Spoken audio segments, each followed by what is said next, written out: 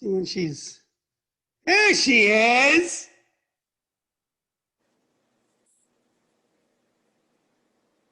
Can't hear you though, Irina.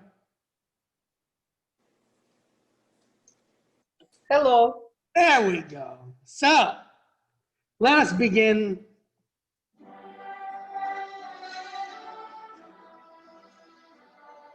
You've all done so well. You've studied hard. And you've listened to my nonsensical marketing and communication advice. And I hope it will do something very good. I hope it will help you in the days to come. I give this to you, Atalia and Irina and Eve, in the hopes that this will make a difference in your business and your personal life. Amen. Thank you. I really do hope it helps you all. I hope that the stuff that that I put together was worthwhile. The books that I was sharing with you where I stole all this information. Where is it here? Template images. Let me see, book. Let me see here if I could find it here. I'll give you these books. Maybe they're in the other folder here. Let me see. Okay, yeah, so here are some of the books that I took this from. So this one here is about marketing. It's a really, really good book. And it was about a bank that just provided this outstanding service and the way they treated their customers and stuff. It's not about being a concierge. It's just about how they interacted with their customers and made their customers love them. This gap selling is the main concept, and it's a great sales marketing book. It's a great dialogue book.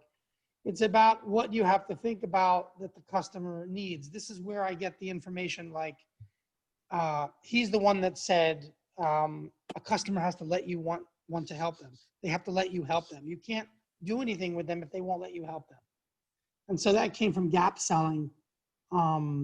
He also has some other concepts about like some of the questions that I ask, such as, you know, how long have you been thinking about this, or what brought this whole thing about, or, you know, what is this doing to you, or how is it affecting you? A lot of that came out of the gap selling. This book here, this yellow one here, this was the Jonathan, I don't see all that you're showing on my screen. Hold on a sec. You're not seeing it? Hold on. Mm-mm. Hold on. Sorry about that. It just says a collection of codes from the last crisis. Let me see here. Sorry. Hold on a second here. Stop share. Share screen. Okay, here we go. Sorry about that. How's that? Okay, better. Mm-hmm. So fans, the first one was fans, not customers. Second one was gap selling. The third one here is a book about how to speak to your kids and have them listen to you. Really, really good book. Hold on a second, let me move this here. Really good book, the yellow one. This is the one where we talked about noticing, like you'd say to your daughter, you look upset. You know, if I was to ask you how you feel, I mean, how would you express how you feel? Are you sad? Yes, I'm sad. Are you upset? Yes. How else would you explain how you feel? And it kind of digs into this. This is really good for psychology. Same with this other book, Cialdini, Influence. This is a famous book. A lot of what is in his book is in these other books, his work. It's in the Never Split the Difference book. This is a very fundamental book, has a few concepts. Mastering Influence is where I get all the Tony Robbins things. This is a great program from Tony Robbins. I don't know how many times I've gone over this and over this and over this. I mean, I must have listened to this dozens of times. Every time you re-listen to it, you get something else out of it. This is where we get, so I'm sure you have reasons for saying that. Do you mind sharing with me what that is? That comes from him, okay? And a dozen other things that I've used. Never Split the Difference. This is about noticing. This is the FBI negotiator. This is the one where they had the Filipino terrorist, and he got into his head and had him in the end saying, yes, that's right. You know, you feel as though you've been disrespected and that outside powers control your country and you resent it. Yes, that's right. And so the yes, that's right and all this is a great book. This is probably the most talked about book this year. Never Split the Difference. I've talked to a lot of people in real estate and in other areas, a lot of people reading this book.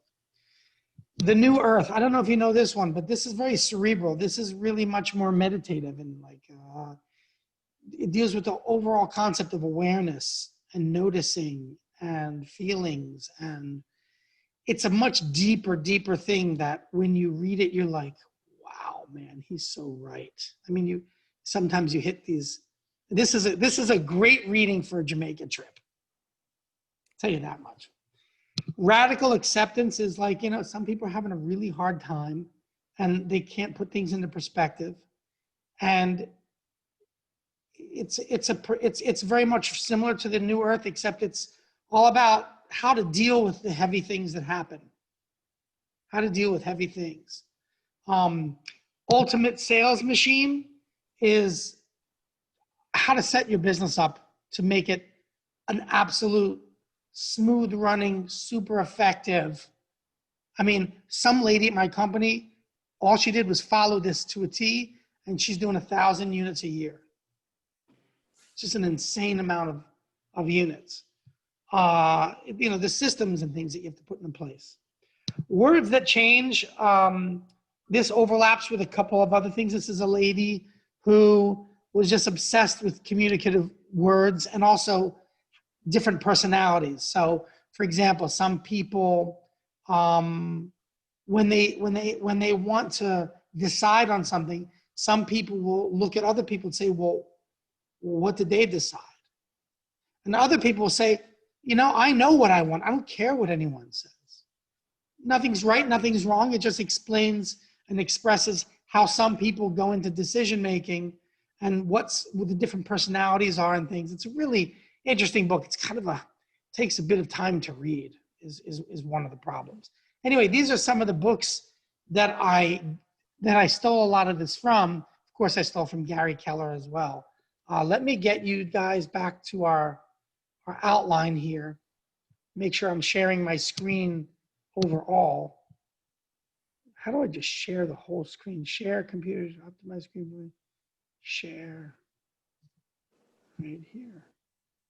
Share this one here. So this is all where we've been. We talked about what we were going to get out of this course, and I hope that what you're getting out of this is that you have some new tools to talk to people, to get them into conversation, to get them to consider what you have to say, a new perspective. I hope that I've done that. That was my goal. And that a lot of it is based off of how we elicit an answer from our questions. So we have questions. Questions are the takeaway from the whole class is questions. Man, if you could just be aware of you asking questions from now forward, I don't see how you can go wrong. You're just going to get lost with the type of questions to ask, and we'll re-review that. So we have a lot of distractive situations going on in our environment. There's beeping from the cell phone and calls and texts and Facebook and chat and people meeting with us and talking. There's this massive distraction going on, and we need to cut through it all. That's our goal. Our goal is to cut through it all and get people's attention. And there's a couple ways to get people's attention, right? We can get if I wear pink shorts and I start walking down here, down my hallway, that's going to get attention. It's just not going to get the right attention, right? And if I do get the right attention, well, that doesn't mean that I got their interest. It just means I got their attention.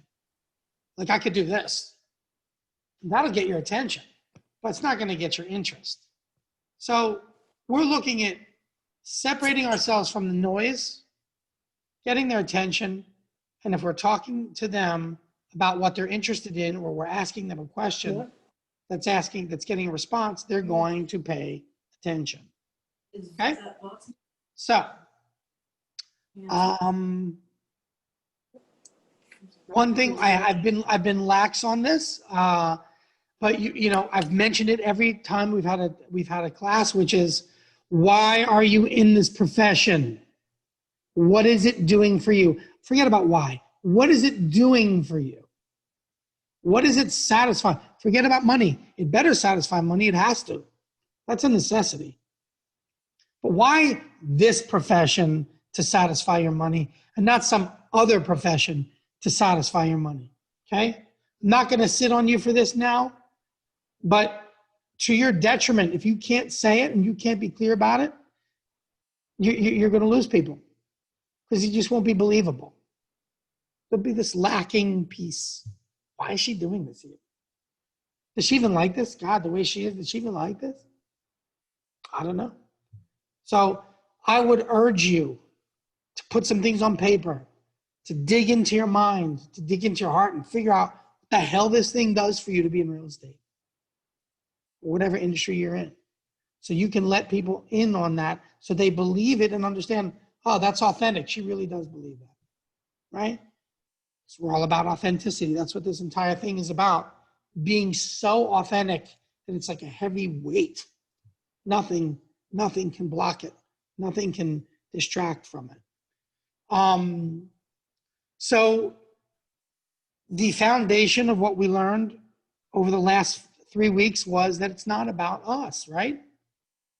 It's about the other person. The more we think about them and stop thinking about, what do I have to say? What do I have to do? If we're doing that, we're in the wrong mind. We got to be thinking about the other person. You won't have to worry about half the crap that you worry about if you're just listening and paying attention to the other person. Some agent who's a new agent in my office, young guy, I was shocked that he said this to me. He's like, I'm really all about active listening. I said, wow. As a 20-something-year-old, he's all about active listening. He even knows what that is, that word. He's so far ahead, so far ahead. So it's all about them, not us.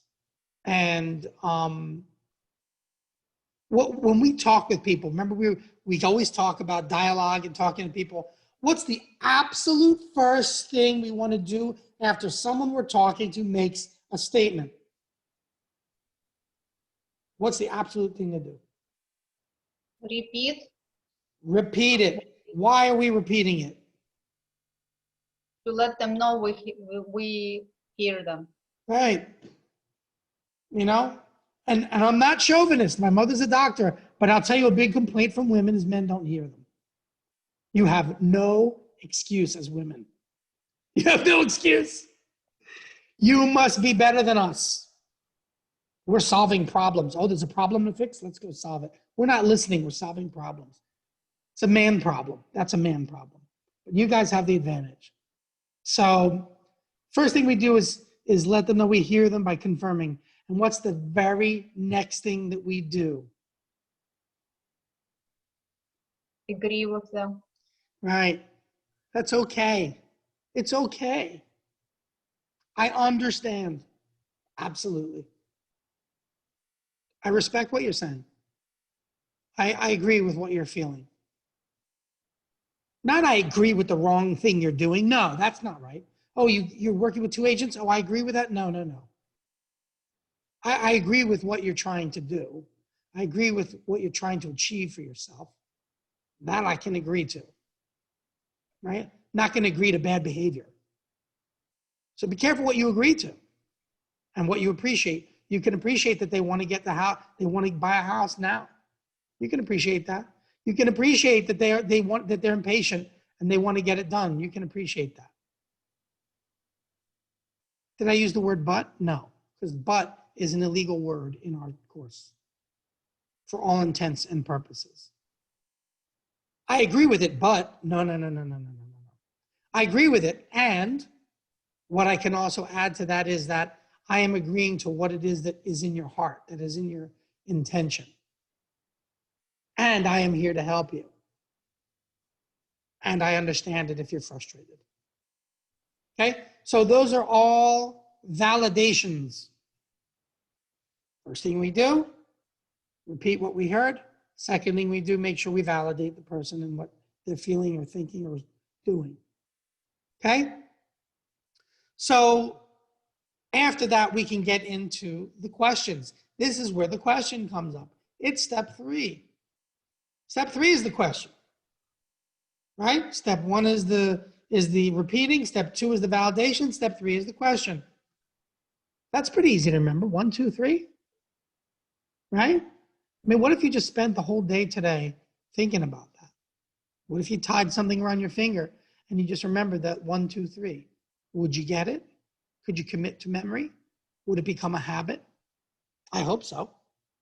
I hope so. And so we talked about tone. We talked about how we ask a question. Do we ask a question like this? Is that what the sound of a question is? It is if you don't know what you're doing and you sound like you're disoriented. This is a question. Do you like chocolate? Are you going to Jamaica? Is your son's name Alex? Great. All very authoritative, down swinging. So important. You want them to perceive you as professional? You got to sound it. And you are it. It's just your choice of tone. You chose that tone. So choose a tone that works. Choose a tone that gives you the authority when you ask questions. Don't end like this. Don't end going up ever. Is that what you mean? I mean, wow, whoa. Is that what you mean? What a difference, right? Can I get an eye? Okay, so we talked a little about some ways that when we're talking to people, mirroring and matching, some people go to the extent of actually, if they do a hand gesture, they do a hand gesture and things like this. I mean, you want to get into that kind of stuff, you can get into it. I'd be very careful because people could think that you're manipulating. And I don't want to be seen as that. I want to be seen as authentic. So I'd be very careful about what you imitate. What you do want to imitate is their tone of voice, meaning if they're aggressive and loud, or if they're soft spoken and perhaps a little bit more spatial in the way they speak. If you do what they do, they're going to recognize it without even recognizing it.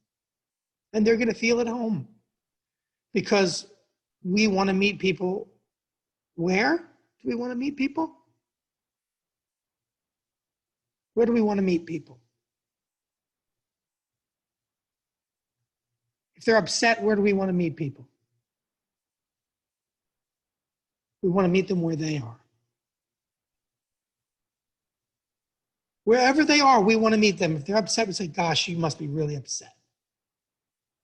If they're happy, like, wow, that's great. What's going on? This is great. I mean, what's happening, right? We want to, they're here. We're not here. We're not here. We are here. That's where we talk to them, where they are, in their mindset, using their tone, using their volume, using their emotion, right? Hello, who is this? This is John Asbell. I'm calling for Mr. Jones. Well, this is he. Okay, that's where he is. If that's how he picks up the phone, that's where you got to meet him. He may not be like that all the time, but that's where he was when you found him. Right? So, let's talk about how to get into conversation. We talked about it in the beginning. Hey, how are you? I mean, what's wrong with it? How are you? What is wrong with it? Nothing. Nothing's wrong with it. Let's ask people how they're doing with a genuine feeling of wanting to know. Hey, Irina, how are you? I really do want to know. I want to know. Not faking it. Don't fake it. Do it. How are they? How do you know they don't have something absolutely precious to say to you, or some information or some gift or something that you don't even know about? You don't know. Right? So let's not make any assumptions about that. When we talk to them, we open up a conversation and get into rapport. If we're not in rapport, they're not going to talk to us. Why in the world would someone talk to you if they weren't in rapport with you? They would just ignore you. I mean, look, take your kids, for example. If you can't get into it and open the door, they're not going to tell you anything. You want them to tell you stuff that you want to know? Got to get into rapport with them. So we talk. So we get into rapport by confirming what we hear, by validating what they say, by meeting them where they are, using the tone, and asking questions. That's where we do it. And perhaps saying what we notice. It's very safe to notice something. Natalia, I noticed that you're intent. You're so intent that your hand is like this. That you're intent, right? It's fine. It's great. I noticed that, right? So those are all little things we're like radar. We're picking this stuff up. We don't have much time to pick it up. They pick up the phone. We're not in front of them. We got to figure it out. Best we can. Best we can. So, hey, how are you, Mr. Jones? Who is this? It's John Asbell with Keller Williams in Boca Raton. How are you? Why did we say it like that? Because it says who I am, it says what I'm affiliated with, and it says where I am. And the where I am is always going to be close to the person who I'm talking to. It's John Asbell with Keller Williams in Pembroke Pines. How are you? All of a sudden the tie's like, oh, Pembroke Pines, that's my city. Right? Hey, it's John Asbell with Keller Williams over in Boca Raton over on Lyons Road. How are you? Lyons Road. Lyons Road. Gosh, right down the street from me. Irene would be thinking. You know? I could say, hey, hey, Eve, it's John Asbell with Keller Williams over in Lapu-Lapu City. How are you? Wow, he's in my city. Right? So the point of mentioning where you are is because they realize it's close by and they might run into you. They might know you. Maybe they know you. They're going to be a little bit more careful. And you're in the neighborhood. You're not some marketing person from California, right? How are you? We end with how are you? What are they likely to say? I mean, when people say, how are you? They might be nasty and say, well, what do you want? But most people won't. Most people say, I'm fine. How are you? Now you're on a good start. Now you're on a really nice start. I'm great. I'm great. It's spent the whole morning working, and I have to get myself ready for a meeting. I thought I'd give you a call. Okay? So that's why we say things like this. We talked about subversive words, getting rid of the word but, getting rid of the word just. I mean, oh my God. Just is just the torture. We are such a bunch of Americans using the word just, like we throw that around like it's like sprinkles on an ice cream. It's just a terrible word. Just takes everything that you're feeling and saying and reduces it to nothingness. And but reverses it. It doesn't reduce it to nothing. It throws it back in their face. You really just want to avoid it. We want to be careful about the word why. When I got my MBA in New York City at Fordham, I had this marketing teacher, and I'll never forget the day she said it. She's like, when you're asking questions, when you're writing a qualitative marketing survey, don't put the word why. Because why? Why? Because it's like you're asking someone something almost personal. It's almost personal. You're like getting into their head. Why? Who are you for me to tell you why? Right? So we could switch out why with, well, with how or what. Right? Instead of why do you feel that way, it was, how is it that you're feeling? Or what does that make you feel? Those are some ways to get around using the word why. And getting around using the word but, you use the word and you'll start to get used to it. The more you practice it, you realize you substitute the word and when you catch yourself saying but, and then you have to come up with a way to say the same thing using and. It's not so hard. Okay? We talked about some people who respond in some situations to fear and others that get pissed off. And other people that respond really well to opportunity and others that get pissed off, right? And there may be a situation where Atalia, for example, responds well to fear. But I can tell you as a personality, Atalia, I got to talk to you about opportunity because fear is going to piss you off. It's like a threat. Like, what is this guy saying? What is he saying? What are you trying to tell me this and that? Right? And that's fine. There's nothing wrong with it. But there are situations when you've gotten yourself into a pickle where fear can work. Like, do you want to lose your license? I mean, that kind of thing, that is the appropriate situation where it might work. But we're trying to judge whether people are more receptive in a context, in a situation, to a threat or an opportunity. Do you want the most money for your house? Opportunity, right? Or do you want to be on the market for weeks and then give 15% back of what you could have had to the person buying the house? That's a threat.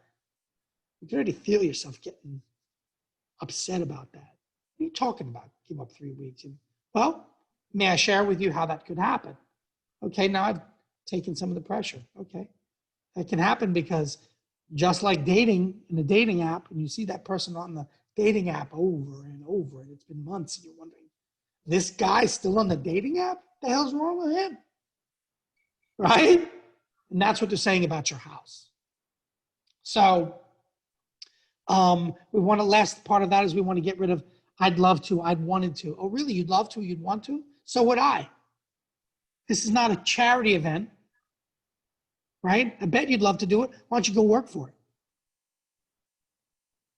So I'd love to, I wanted to, I just wanted to, I just loved to. Forget it. Just confirm and said, sounds great. Sounds like you know what you want to do. Man, validation can go a long way. We talked about what's a good customer, right? And that a good customer is someone that is willing to follow you. And they leave evidence. You ask them to do something, they do it. They tell you they're interested in something, you give them something, and they use it. They're responsive. They're doing the things that they say. I have a Brazilian customer right now. She's like, Jonathan, I'm on it. I'm on it. I said, bring it on, girl. Bring it on. Bring it on. Oh, yeah, I'll text you at 12 at midnight. You can do it all you want. If I'm up, I'm responding. If I want, I'll respond first thing in the morning. It's fine by me. Okay. But if she didn't, I got another Brazilian couple I'm working with, and these people, they like disappear into the ether. If I don't call them, they won't call me. And so I don't call them because it's just going to put me in a bad situation. Right? So they're not responsive. I can't say they're good customers. I won't put a lot of time and effort into it. I'll put the minimum in because you can't. Right? So we want to be able to identify a good customer. It's not about the money, what they're capable of, or anything like that. It's all about whether they'll let you help them and whether they're loyal to you, whether they're going to make your life in the future better or worse, because you're only going to get more of the same. Bad customer, bad referrals. Good customer, good referrals. So we talked about, let me see here.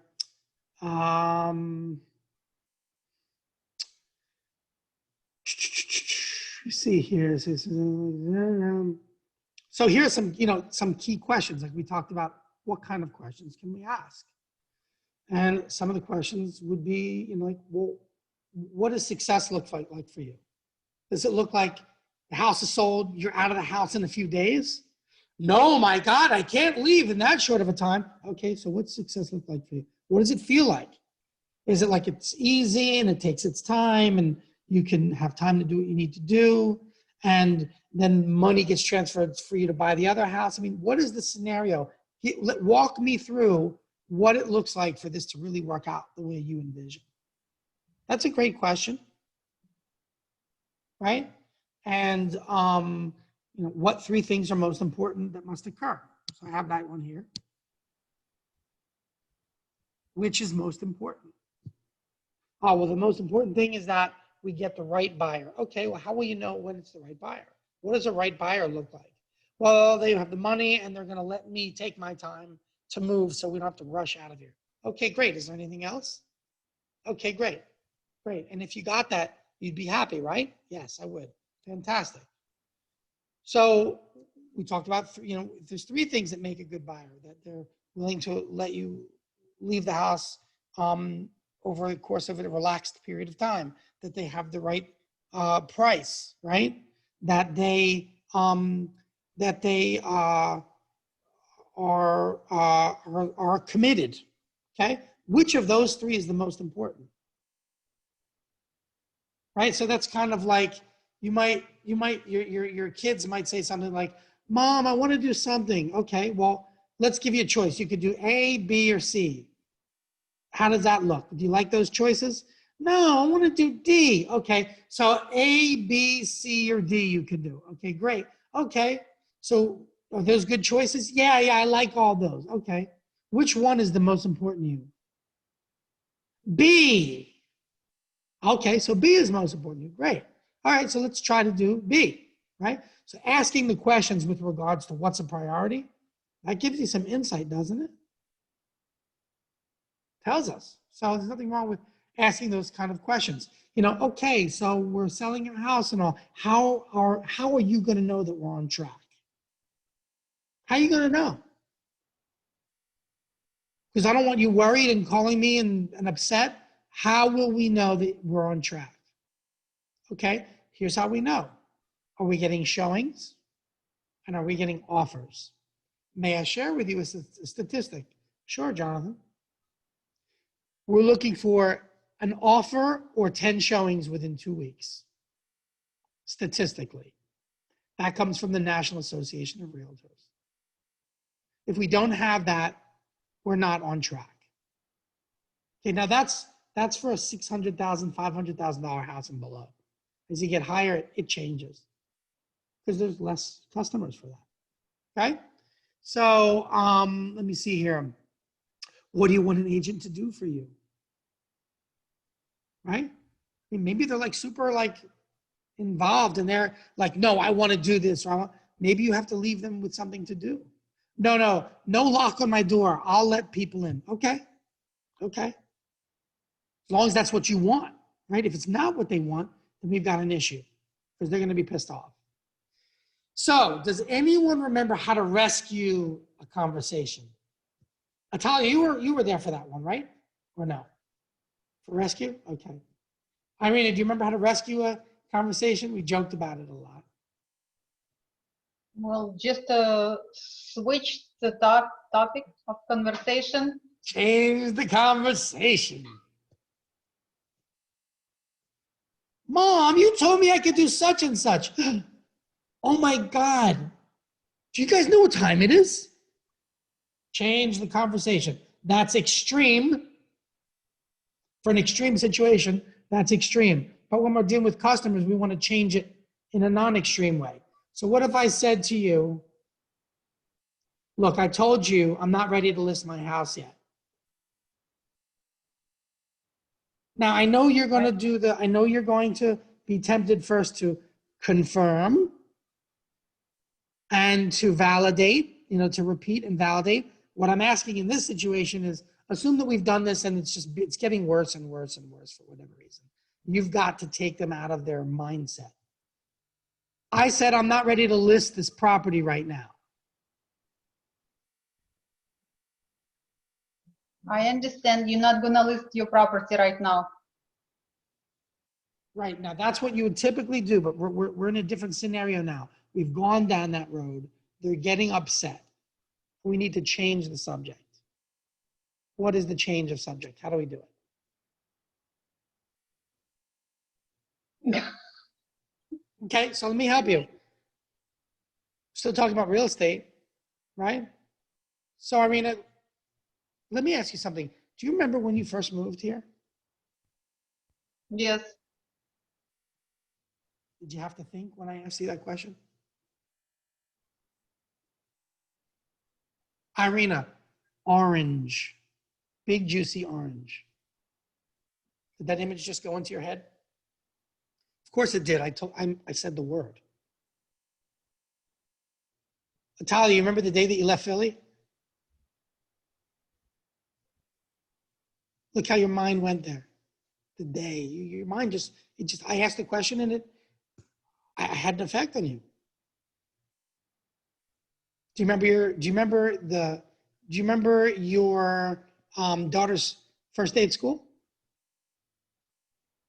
Maybe not, maybe, but it's going to get you thinking if I ask you. So what's the lesson here? The lesson is that if we ask a question, we get people to think. And if we ask a question that's outside of the current conversation, we're going to get the mind out of the gutter, out of the rut that they're in, somewhere else. If we take them too far, they could get pissed off. Like, you're wasting my time. Depends. It really depends, right? Right? I could say something very simple like, you're right. Let me ask you something. I intended to ask you whether you had any additions to this house, and I forgot to ask you. Did you have any additions? Still relevant. I said, I'm sorry. I asked for forgiveness. I'm sorry. What I really wanted to know is, or, you know what? I didn't even call you about that. You know what I called you about? I thought you rented your house. Did you rent this place? That's close enough, maybe too close. But what else on the subject of real estate could we ask that could be a worthwhile piece of information that could get their mind away from what they're thinking? Could be anything about the house. Could be anything about what their plans are. Could be anything about, and I just have to think about other real estate oriented things like, when's the last time you painted this place, by the way? Has this place ever been inspected? I mean, that's a question, right? I mean, come up with something that's within the real estate world with dealing with houses or something. Have you ever made a list, for example, have you ever made a list of all the features to your house? I'm just curious because if you had it, I'd love to look at it. Now they're going to think, did I make a list? Do I have to make a list? Should I make a list? Okay. So we're talking about, that's how we get ourselves out of a problem situation, is to take it. It's called a pattern interrupt. And we're taking them out of the situation and making their mind work to get them out of the thought process that they're currently in. Let me see here. When someone says something that contradicts what they said before, I got to get out of here as fast as I can, okay? So later on they say, you know what? I'm not leaving here until December. How are you going to respond to that? So here's the technique. They've contradicted something that they've said. And you've got to make them aware of it without throwing it in their face. First thing is, oh, you don't want to leave until December, is that right? Yes, that's right. I'm confused. Didn't we talk earlier about you leaving as soon as possible, or did I misunderstand something? It's possible I misunderstood something. Maybe there was a bad communication on my part. I thought you had wanted to get out of here as soon as possible. Well, yeah, only under these circumstances. Oh, okay. So there's a circumstance where you'd want to get out early and one where you wouldn't. Yes. Oh, okay. What is the circumstance that you'd want to get out of here earlier and the circumstance that you'd want to get out of here later? Got to dig a little bit deeper. So Tony Robbins talks about ignoring an objection when you first hear it. I'm not listing right now. So ignore it. And assume that they never even said it. And ask another question. Right? As if they were listening. And if they say, you're not hearing me, I said I'm not listening right now. Okay. So you're saying you're not listening now. Can you tell me a little bit more about that and what the timing might be, or what's causing you to say that? or I'm sure you have reasons for saying that. Do you mind sharing with me what that is? Okay, so that's where the Tony Robbins piece of I know you have reasons for saying that. Do you mind sharing with me what that is, comes into play. And that continues to be used until you get to the bottom of it. And when you get to the bottom of it, you do it by saying, okay, so I'm sure you have reasons for saying that. Do you mind sharing me what that is? And you say, yeah, it's because I can't be rushed during this move. Okay, can you tell me a little bit more about the rush thing? Well, yeah, I've got a job and all this and all that and stuff, and I'm very busy with kids. Okay, I understand. So you just don't want to feel rushed, am I correct? That's right. Okay, great. No. So if we handle this situation and you don't feel rushed, do you think you'd be ready? And then Irina, when we were doing this with Irina before, she said, no, it's not really that. It's also that, I want to spend Christmas here. I see. So you just want to spend your last Christmas here. Okay, I can understand that. That makes sense. So if you stayed Christmas here and we handled the other situation, you'd be ready to go. Am I right? Well, yeah. Perfect. So then let's meet and let's do this and let's do that. And let's move forward and move forward. Right? I don't want to lose you guys here. I want you to see what's going on as far as the steps. The steps here are that they object to something and you ask for more information about it. People don't just object for no reason. Something they have in their mind. Talia, how come you haven't joined Keller Williams? I'm sure you have reasons for not joining. Do you mind sharing with me what they are? And she'll say something, right? Say something. I say, great. So are you saying that if that was taken care of and you saw the benefits of doing it, that that's something that you'd be interested in? Well, no. Okay. So can you tell me more about that? Do you think that the philosophy is opposing to what you do? That the entrepreneurial way that they run things is not for you? Well, no. Well, what is it? I don't want to change. It doesn't really matter. I got a family business. It's all fine. It doesn't matter. Okay, I get that. Do you know that I get checks every month that are around $1,000 and I don't do anything to get it? And that I could give that to my kids and that's a growing income stream? The more I find people that are capable that I bring on that produce real estate and that become experts that I help develop, that those people actually, they contribute to what I'm making and I help them contribute to themselves so that they are doing the same. I didn't know that. Well, that's the way it works. And that's why Keller Williams is designed to not be a real estate place for someone who's going to do 1, 2, 3 transactions a year. Because it's just not financially structured for that. It's structured for bigger, better, long-term growth. They don't want, and this is what I would be saying. These are the things that I'd be talking about. and what I'm doing here is I'm addressing your objection that you had by asking you, well, can you please tell me more? You told me more. I'm validating it. And then I'm placing all the benefits there for you to understand why it is that I'm even bothering talking about this stuff. I'm not some kind of cult member. I'm a business guy and a marketing guy and a musician and a cook and a pretty damn good dad. That's the gamut. That's what I'm about, right? And when things fall into those things, that's what I'm about. That's what I want. And so I'm helping people by acknowledging what they're saying, asking them for more information, and helping them, sharing with them the things that I want to share with them so that I can have an influence on them. So for Irina, it might be something like, so you want to do staging. Great. And I'm just curious, what gave you the idea to do staging? Oh, well, my realtor told me I had to do it. Okay. Do you see the benefits in it? Because if they don't, you know what happens, right? If they're not clear about the benefits, you're going to get into that situation that you had, Irina, where they back out and waste your time and stuff. Got to be sure that they see the benefits to this.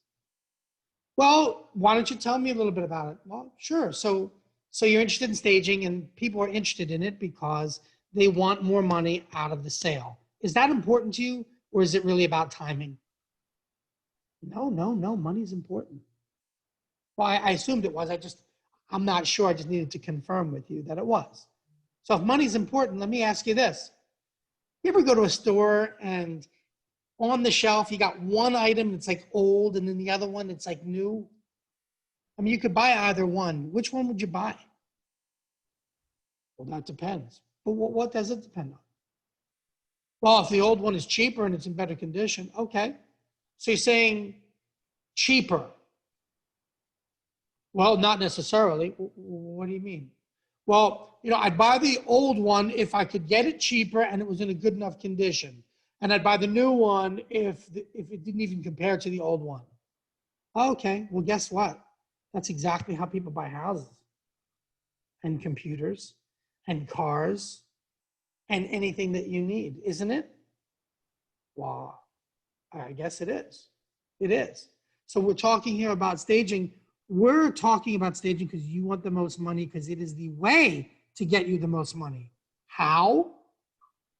I'll share with you that it's because they perceive the house as having more having more value. Do you want them to perceive the house as having more value? Well, yeah, of course, if you want more money. So that's why it's important to stage with me. And that's why it's important to do what you need to do to get the highest price for your house. Otherwise, are you going to get it? Well, I might. Well, you might, but the chances are you probably won't, right? Because they're going to go to the house that does have it. Because, I mean, they're not looking at just one house, are they? How many houses are they looking at? Well, I don't know. You tell me, you're the realtor. Statistically, 12 houses. 12. You want to increase your chances of being the one chosen, or are you going to let them choose something else?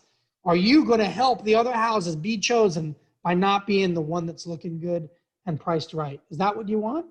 Well, no, of course not. But that's what will happen, won't it? So this is the kind of dialogue that we're talking about here, where we get the objection and we frame the objection in a way in which we ask them, what do they mean? Can they tell you more? So another way to do it is I actually just mentioned it and I didn't speak to it before. And Eve, we should add this to the list. It's called reframing. Reframing. So your daughter, Talia, says, she says, Mom, I am not going to that dinner place with you guys. I am not going. Okay, so what you're really saying is you don't want to go somewhere where you could potentially run into your ex-boyfriend. Am I correct? Right? We're just kind of switching what she means. So I'll give you an example. Let's try one of these. So Irina, I do not want to pay for staging. What would you say?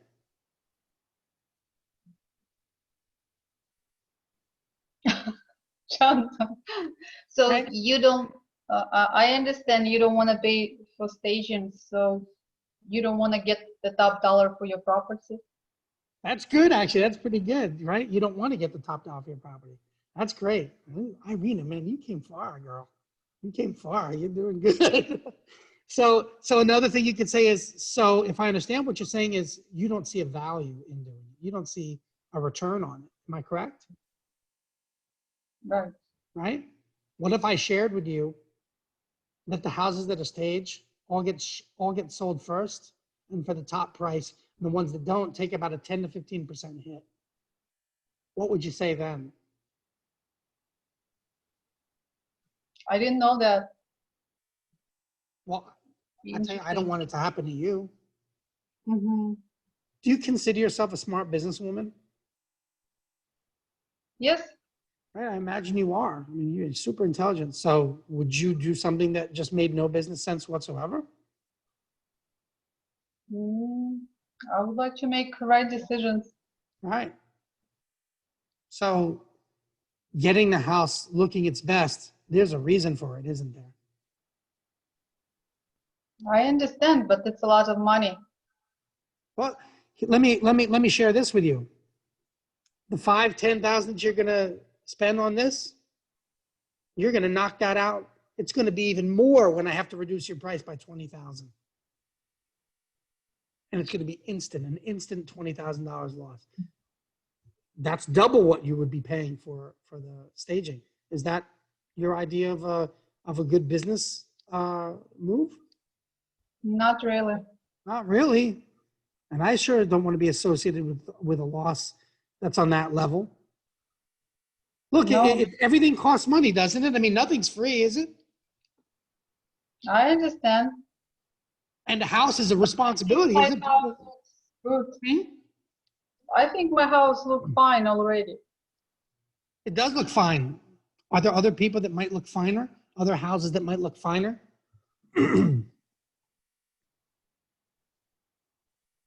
I understand. Do you want to help them sell their house and then you just be sitting there? No, I want to sell my house. Well, that's the real decision, isn't it? I mean, do you want to sell yours or do you want them to sell theirs? You're going to help either you sell yours or help them sell theirs. And it's going to cost you money no matter what you do. I understand. Right? So can you now see the value in staging? Yes. I mean, and if you can't, let me ask you this. When you went out on your last date, were you dressed well or did you just, shorts, sneakers, hair undone, no shower, no perfume? Is that what we did? No, I prepared well. Why? I want to look good for my date, Right. for myself. Isn't the selling a house very much kind of like dating? I mean, it is. People are dating these houses, but they're going to marry one. I understand, Jonathan. Right?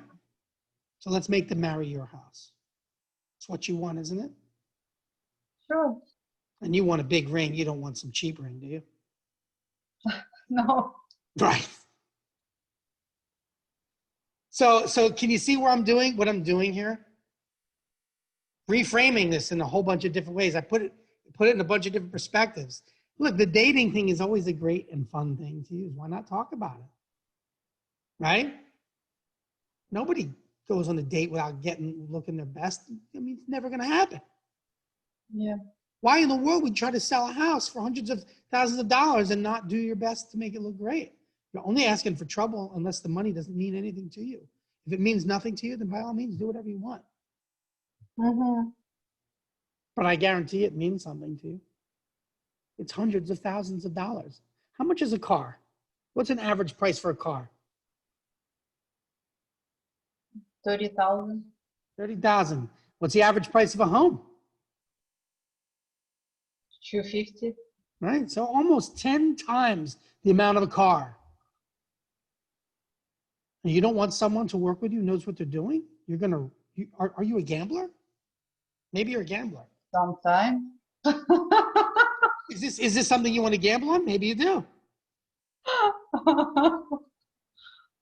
Right? Look, there's no magic going on here in this conversation. I'm just reframing it and using common situations. And I'm gonna give you we're just coming close here to the end of the review. So we can give you some scripts here.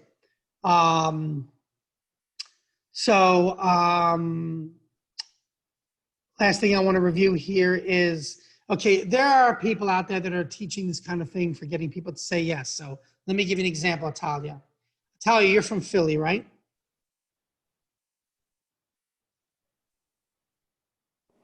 Yes. And your family's in real estate. Yes. And you're hardworking. Yes. So what's stopping you from doing X? So you've just said yes, yes, yes. Mm-hmm. Remember that knock knock joke? Knock knock. Who's there? Banana. Banana who? Knock knock. Who's there? Banana. Banana who? Knock knock. Okay, I'm done. Knock knock. Who's there? Banana. Banana who? Knock, knock. Who's there? Orange. Orange who? Where's Don't you said I banana? didn't say banana. I don't remember. You remember this? You don't remember this? I This is when we were kids. This was the joke, right? mean, I variations of the knock knocks, but that one went on for a while. That one was when I don't remember when that was. That was when I was like 12 or something. Anyway, what's the point? Banana, banana, banana, orange. Yeah. No. You were waiting for me to say banana again. Mhm. Because a lot of people want to, you just keep going. Right? So you're going to Jamaica, right? Yes. And you're going to visit family, aren't you? Yes. And you're looking forward to the trip. Yes. Is there any reason you're not going to have a good time? No. Right. Actually, that was a shitty way of doing it. But the point is that I had you agreeing, right? And people can feel trapped by that too. They can feel trapped, like they're being led down a trap. Okay. Okay? I was discussing this with them last week. You know how when a little kid, you say, I want you to wash your hands. No! Come on, let's go to the park. No! Why do kids do that? They wouldn't say no.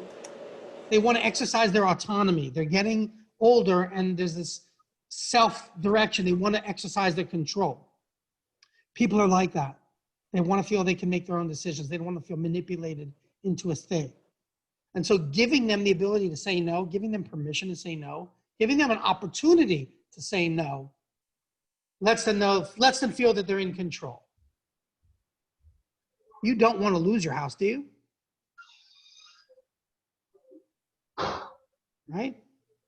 You don't want to continue 5 years from now doing the same thing for the same money, do you? Right? So I'm asking a question that's going to have a no answer, but the no is something that you control. So and this comes out of the Chris Voss book, Never Split the Difference, where asking a question where they have the autonomy to say no gives them the feeling that they are, they're in control of their own destiny. And you don't get pushback from it because they want to be able to say no. Okay? So let's have a little bit of fun now that we're towards the last half an hour here, and we're going to look at some scripts that I've created. Let me see here. So here's one of my favorite ones.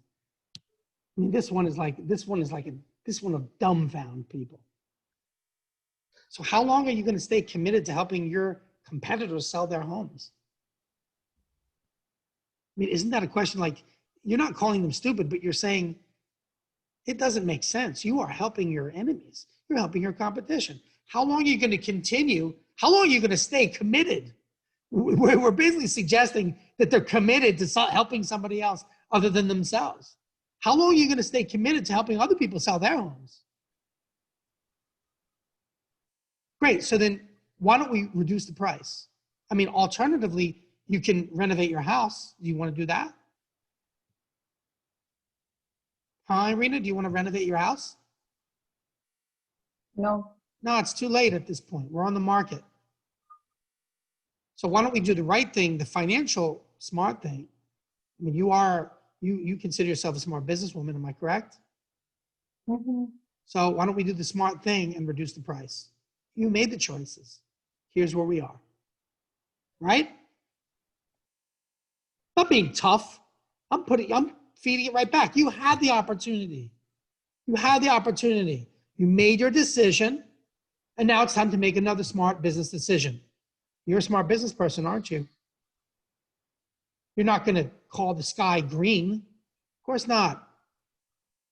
So let's do what's financially smart. We got to get the most money out of your house, don't we? But where we're at is not happening, is it? You had your choice. You can stop this and do a renovation. You want to do it? Fine. I'm all for it. and you'll probably spend about $20,000. Are you going to be able to raise the price at that point? Maybe a little bit. You're not going to trick anybody. You're not going to put it back on the market and have people think that something wonderful occurred to the house that's different if it didn't. They know, they see the pictures, right? So how long are you going to stay committed to helping your competitors sell their homes? Let me see here. Here's one that my coach gave me. So, so we have 3 pricing tiers. We have 8% for ultra luxury and extremely inexpensive $50,000 and below homes, because there's just an enormous amount of work to do. Or we have 7% for the maximum amount of marketing and prospecting that can be done. Or we can have what's just sufficient at 6%. And you get everything except for this. We don't do any kind of printing or anything like that, because they're gonna want to print, you know, stupid stuff, printing. How dumb. Doesn't do shit. Pardon my French. But you know, so this is this is also part of Chris Voss. It's called what's it called? I think it's called anchoring. Okay. So the anchoring is like, you know, it usually costs $2,000. I'm offering it now for $1,000 for people that are not in real estate, but for people that are in real estate, they're getting it for $300. How does that feel? Let me say it again. I usually charge $2,000 for this course. For non-real estate people, I'm doing it now for $1,000 until the end of the year. But for realtors, I'm doing it for $300. Really big? Half of it or so, and half of it again. So Chris Voss starts his negotiations at 60% of what he wants to pay. Something like that, right? It's like lowballing, but if you're gonna do that, you gotta have a progressive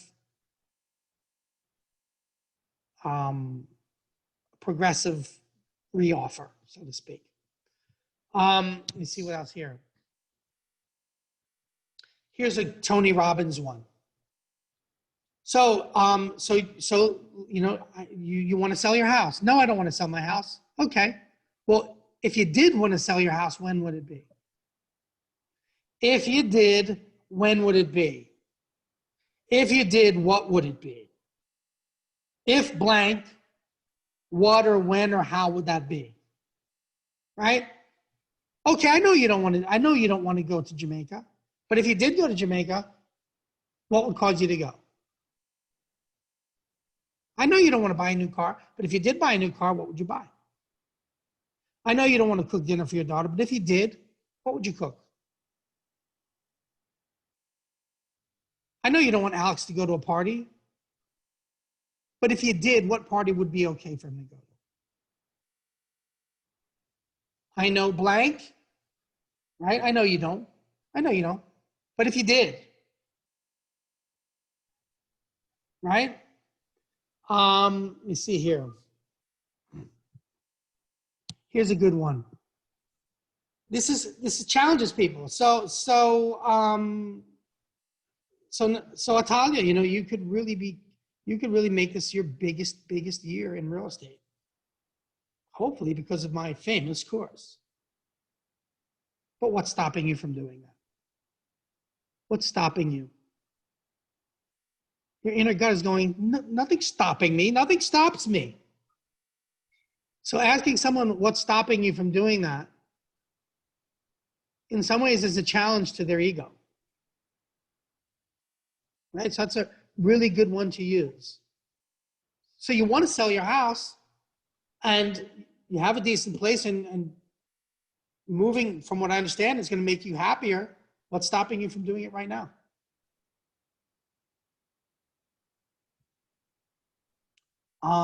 What is it that changed to make you change your mind? What happened? What is it that caused you to change your mind?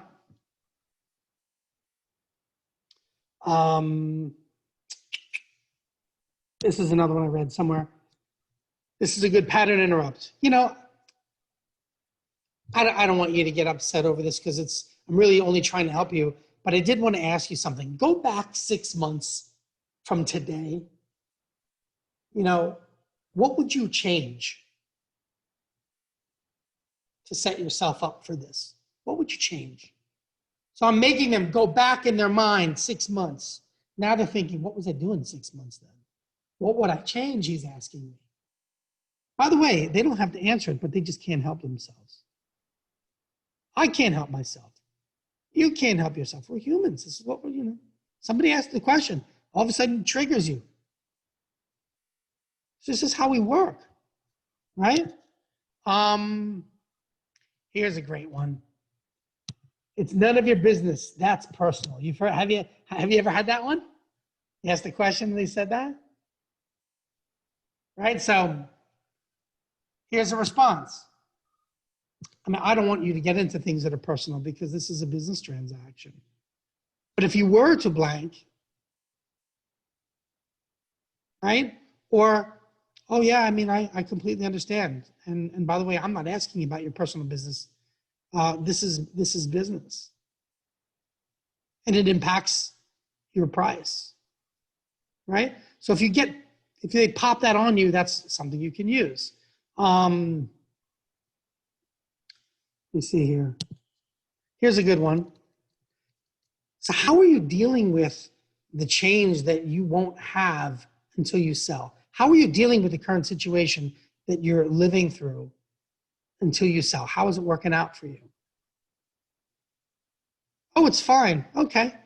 I wasn't sure whether this was something that was really, weighing on your mind and weighing on you financially, or whether this was something that, that you could deal with for the next several months. Well, I don't want to wait several months. Well, that's fine. I wanted to know what it was and how you felt about it.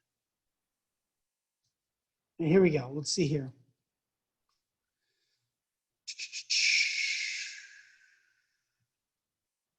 Okay, when you're dealing with people that want to sell it on their own, and I'm not talking about people necessarily that advertise, but if they say they're going to sell it on your own, you say, well, that's great. So what do you know about the contracts to sale? Well, I can figure it out. Okay, that's fine. I mean, are you okay with getting stuck in a situation that you can't get out of? Well, I'm not going to because I'm going to give it to an attorney. Okay. That's usually a $300 an hour situation. Oh, no, it's my friend that's going to do it. Okay, that's great. So you have a friend who's an attorney and you're going to sell it yourself. Let me ask you this. What neighborhoods do you think people are bringing people to instead of bringing to your neighborhood? Well, this and that and the other. Okay. What about this and that? How will you get them to come to your house and not those houses? Right? So this is the kind of thing that we want to talk about. We want to ask them, what's their plan? What's their plan? How are they going to get people to get away from the other ones and go to yours? How are we going to attract them to yours and not others? They don't know. How are they going to figure out what's inside of a contract? They don't know. How many contracts do you think I look at a year? Right? I play piano. I play piano. Do you play piano? No. Great. Well, I play piano. So if you ask me to play something, I could probably play something. If I asked you to play piano, what would you play? Chopsticks, right? Is there a big difference between chopsticks and a professional piano player? Oh, there is, right? Isn't there a big difference between what could happen to you when you know and are familiar with what's going on and when you don't? Can you see why we exist as realtors? Can you see why we're here? That's why we're here. Because we see it every day and there's a need and there's a lot of work and a lot of risk. And there's a couple $100,000 minimally that you're risking. Now, maybe you're a gambler. Are you a gambler? Maybe you're a gambler. Yes. Oh, you are a gambler. All right. Well, are you afraid of losing? I mean, you can't be. These are big stakes, aren't they? These are not Yes. $25 chips, are they? These are $100,000 chips, aren't they? I am lucky and I'm gonna win. Perfect, and I know you are. So let me see what else here.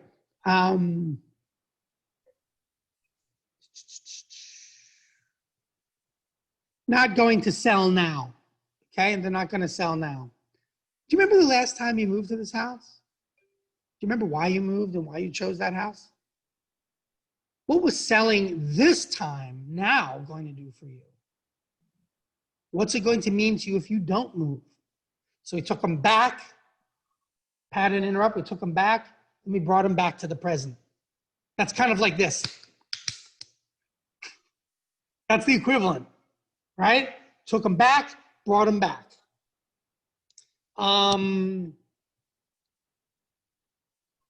Here's one I came up with that's really good. When they don't want to sign an agreement. I mean, I can appreciate that you don't want to make it simple, that you don't want to make this simple and pay me on a handshake. Sorry. I can appreciate that you want to make this simple and pay me on a handshake. And yet I have an ethical duty to the unlicensed public to conduct licensable activity using the correct agreements and protocols. Otherwise, they take my license away. You did expect me to do the legal and ethical thing, don't you? I mean, is there someone out there that's going to ask you to do something illegal conscionably and actually verbalize it? I doubt it. Right? So if they don't want to sign an agreement, there's another thing I do. I say, so can I share something with you, Italia? You're from up north. There's business, and then there's schmizness. What happens when people do schmizness? Does it turn out right? Money can be lost. People could get fines. There could be some, that could involve the law or any kind of governing body. Is there a reason why you want to do schmizness and not do business? Right? I don't do schmizness. That's for unprofessional people. And anyone who's doing it, now you know what you're dealing with. So that's just kind of a fun little script that I use. Another one would be, so if they say they don't want to sign an agreement, you could say, well, I can appreciate that. And yet legally, my broker won't let me do business without some kind of agreement. So whatever kind of agreement you want to draw up is fine by me, as long as it's legal. Does that make sense? I mean, it's true, your broker does not want you to do stuff willy-nilly. They'll kill you, so don't do it. And ask them, tell them that the ethical thing to do is to do it right, and anyone not doing it that way is either going to lose you a lot of money, get you in prison, get you into a civil suit, or any of the three combined. So for price adjustments, we talked a little bit. Oh, here we go. Customer asks for part of your commission. Have you had that one? Where they ask you to give up your commission? I've had that happen a lot of times. I say, hey, look, I'm flattered, despite that we don't know each other, that I've earned enough trust for you to invite me to be a partner in your business venture. Unfortunately, I already have more investments than I can currently handle, and maybe you could find someone else to do that. Would you like me to convey to the seller that you're interested but seeking sufficient financing?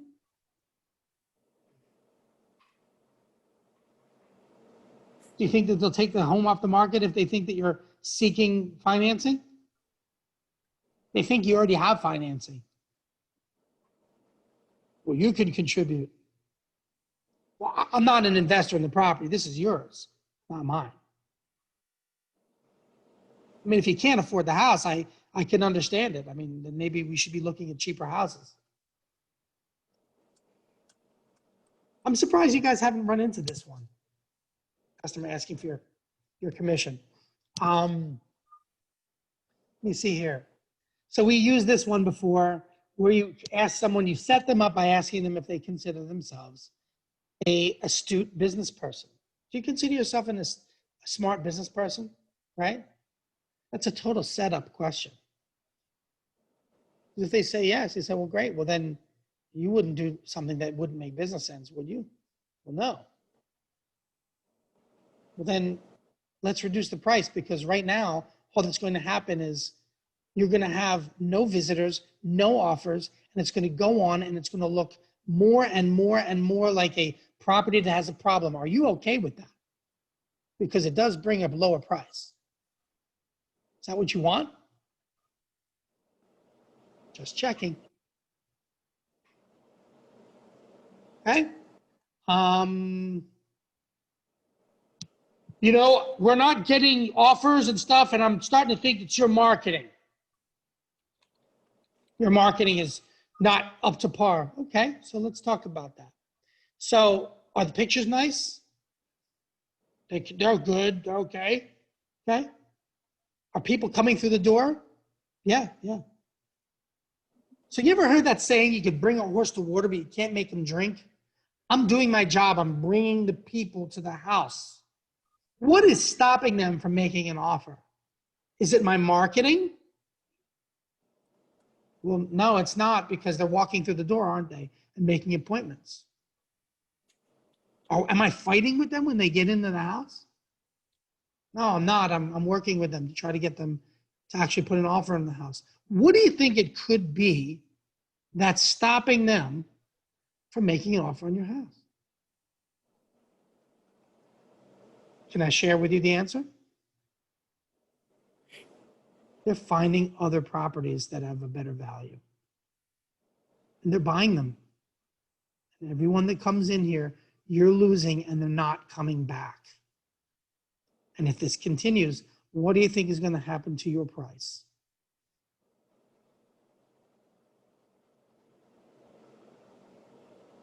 Can you see why my marketing is working and why the problem is the price?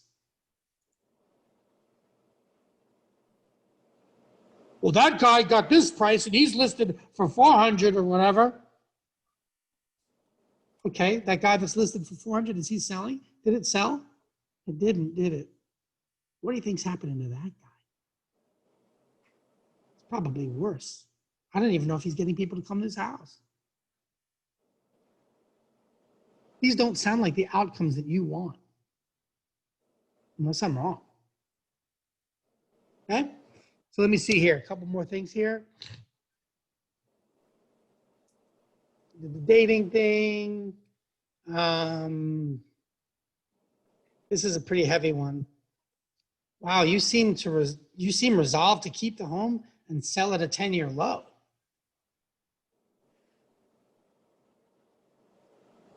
I mean, that's what it sounds like. Because for you to get the highest price, these are the things you'd have to do. And we're doing like the opposite. Is that okay with you? Okay. And then let's go over here, the test closes. So we talked about 3 different closes. Test closes are like you take the chicken thermometer and you stick it in the chicken and you see, does it say 195? Because if it says 195, the chicken is cooked. And if it doesn't say 195, the chicken is not cooked. So a test close is like a thermometer. And there are 3 types of closes. There's the commitment close. Atalia, are you going to Jamaica or not? I'm going. Right, that's a yes or no question. There's only a yes or no answer. Right? Are you going to sell this house or not? That's a commitment. You're going to buy this car or not? Are we going out together or not? Anything like that, say yes or no. When it's a yes or no, that's a commitment question. We've got to be careful. That's not a test close. That doesn't tell us where the customer is. That's asking them to do something. A test close is about opinions. It's all about opinions. Do you feel that? Do you think that? In your opinion, would you do this? Would you do that? All those opinion-oriented, hypothetical things are a test close, and they let you know more information about the person. That's all it does. You're just asking them some information. They've not committed. They've got an out. They don't feel trapped. right? So, you know, I might say something like,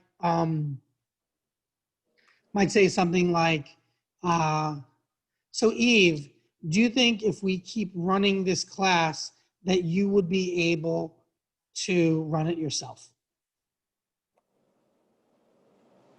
Yes. That's very different than Eve. Are you going to run this or not? No. Feel it? Feel it? You can only feel it, right? Talia, you going to list this house or not? That's very different, right? Then, in your opinion, do you think that in the current condition of the house, you're going to get top dollar? Yeah. Right? In your opinion, or let me ask you this, if you got everything that you needed, would you be ready to, do you think that you'd be ready to list in a week? Do you think? Do you feel as though you're mentally ready to put the house on the market in the next couple of days? That's a do you think, do you feel, how do you think, what are your thoughts? You know, would you this, would you that kind of question. It's all hypothetical, right? If you got the right price for the house, would you sell?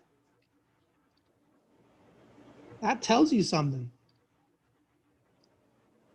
If there was no logistical problems and you weren't stressed out, would you be ready to go in 7 days? In your opinion, do you think that if everything was done the way we just talked about, that you're ready to work with me?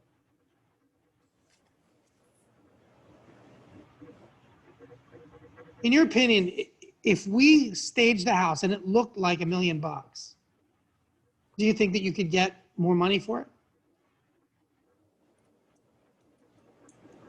Those are all test closing. We're asking their opinion, their feeling, their perspective on something.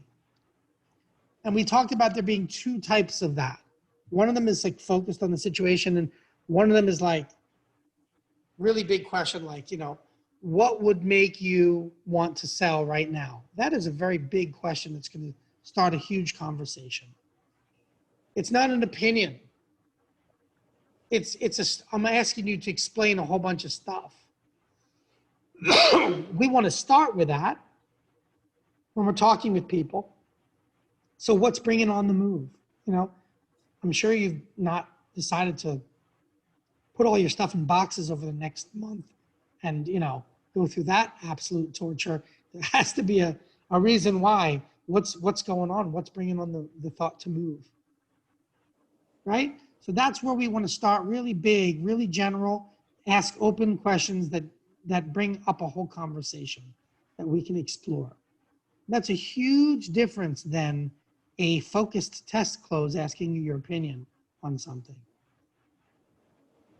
In your opinion, Natalia, do you think other people might benefit from taking my course?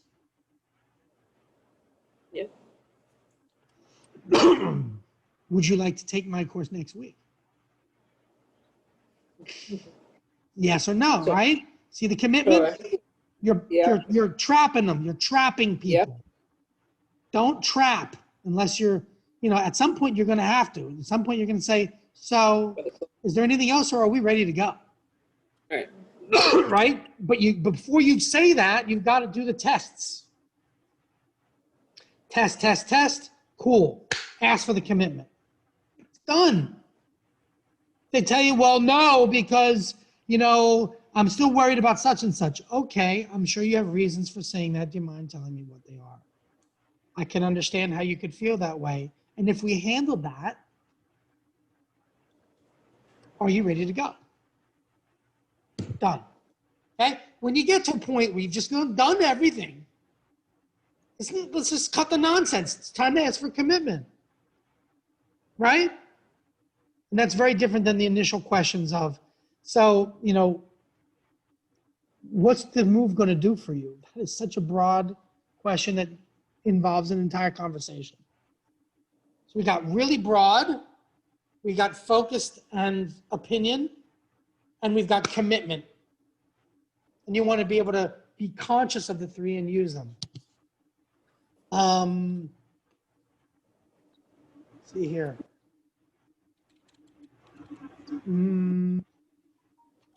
Has there ever been a time where you've had to give something up to get something that you wanted?